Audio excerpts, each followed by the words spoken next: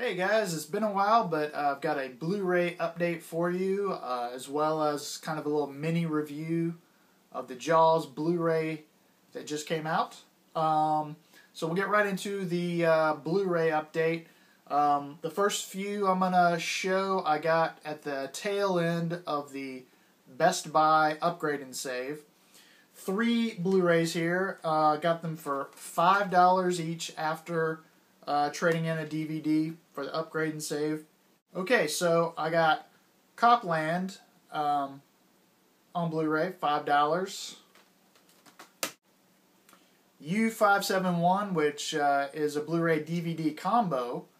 I didn't own this movie in any form, so I was happy to find that for $5 after the Upgrade and Save coupon.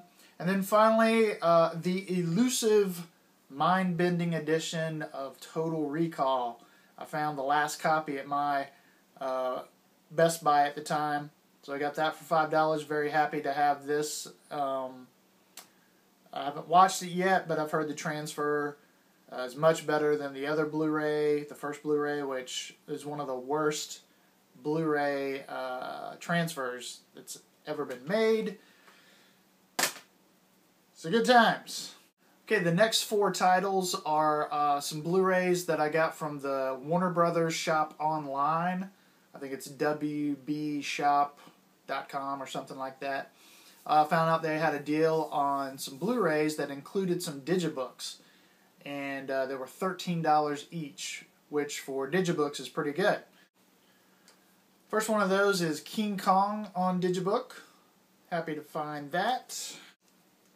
Falling Down.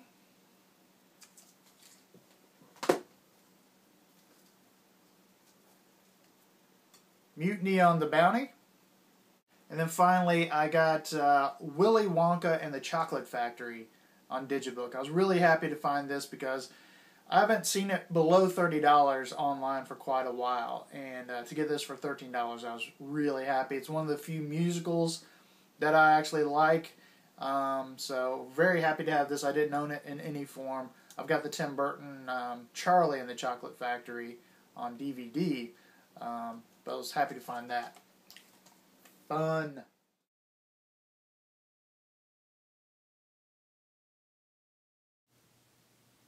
Y'all know me, Magic Hour Movie Man. You know what I do for a living. Review Blu-rays. This will be the Jaws Blu. Alright, that's enough of the really bad Quinn impersonation from Jaws. What you have here are shots from Amity Island. As you know, Amity means friendship. Originally, the intent was to do a Blu-ray review for Jaws at the beach, but audio issues kept that from happening. But I still wanted to include some nice scenic images. And there's the Blu-ray popping up there a little bit of Jaws action, kind of mimicking the fin from Jaws. Yeah, it's pretty hack, but you know, what do you expect? So there's the Jaws Blu-ray slipcover. Of course, it's the Universal 100th Anniversary slipcover, which those are pretty nice. I like those. And there's the case itself. It's the Blu-ray and DVD comes with that. Following this footage, I'll be giving a review of, it's a very brief review, but a review of the Blu-ray itself and some of the special features. There's the disc itself and the DVD. I was hoping for some better artwork on the discs themselves. You'll see in a minute I hold up the 2000 DVD case in comparison in just a second here. There's a slipcover and the Blu-ray case.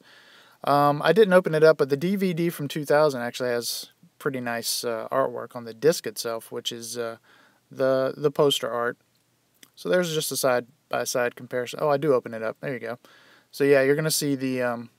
I prefer that artwork on the disc. But anyway, that's just a small quibble, which you'll hear about in just a minute. Enjoy the review. So just a few words about Jaws. This will be a quick review. A little background first. I grew up thinking I had seen Jaws, and it wasn't until I think after college that I realized it had been Jaws 2 that I had seen as a kid. which I remember liking that movie okay, but always was curious about why people always raved over Jaws. So I got to watch Jaws for the first time as an adult, which was awesome. The movie really stood the test of time, and quickly became one of my favorite Spielberg movies and one of my favorite movies. So Jaws on Blu-ray, the good things about it, the transfer looks great. The special features are fantastic. Some of them are ported over from the DVD, including a really thorough behind the scenes with interviews, I think, that were done in the 90s. But that's a really good documentary. There's also a new documentary, The Shark is Still Working, which is really good. It's more about the impact of Jaws, kind of on pop culture, on people, and things like that. Not as much as the behind the scenes, but there are some new interviews with Spielberg and Dreyfuss. Roy Scheider narrates it, and you get to see some footage with him. A lot of people involved in that documentary actually have passed away since that documentary was made, I think in 2007. But it's the first time that I think that the documentary has been available, so that's cool. The only problem is the documentary, The Shark is Still Working, isn't anamorphic widescreen, which bugs me. And what that means is there's black bars on the top and bottom as well as the side, so you have letterboxing as well as pillar boxing, and the quality isn't, it's basically standard definition on a high-def disc, which kind of bums me out. I assume they did that for space, so that the transfer for Jaws could be as high quality as possible, which that's fine, but I kind of wish they had made it a 2-disc Blu-ray set, so that the movie was on one disc and the special features were on high definition on a separate Blu-ray disc, like some Blu-rays do. So that's the disappointing thing about the Blu-ray. But other than that, it's a great set. Well, one other minor quibble: the discs in here don't really have great. Sometimes you get artwork on the disc itself. I pulled out my Jaws DVD and it had nice, basically the Jaws poster on the disc itself. And this just has kind of a, has the title Jaws on it, and that's pretty much it. Other than that, it's a great Blu-ray. Of course, it comes in the 100th anniversary slipcase, which is nice. So, if you don't own Jaws, if you've never seen Jaws, it's a high recommendation. Again, not only is it one of my favorite Spielberg movies, it's one of my favorite movies of all time. Now, one quick Netflix Instant Watch recommendation. I saw a movie called Submarine on Netflix Instant Watch, which I highly recommend. It's a really good coming-of-age story. It takes place, I believe, in the 80s in England.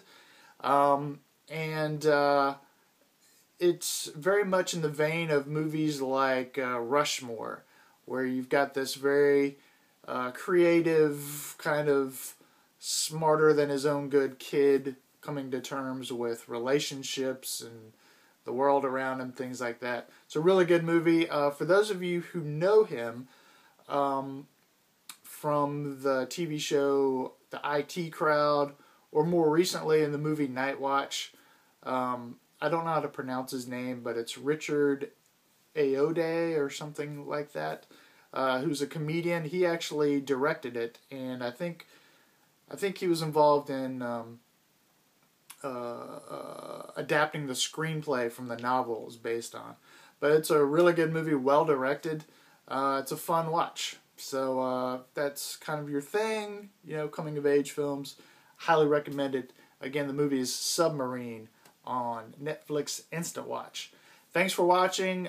Just a couple other things. I recently reached 500 subs, which is fantastic. I'm trying to think of some kind of contest to do for 500 subs.